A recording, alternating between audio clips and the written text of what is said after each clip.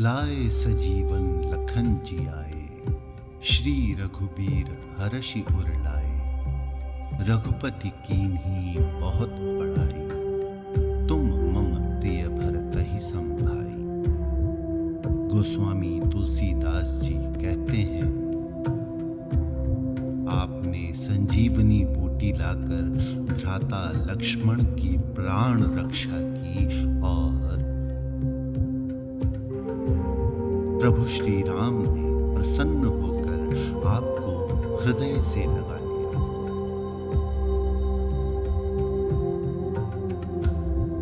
भगवान श्री राम ने हनुमान जी की अत्यधिक प्रशंसा की और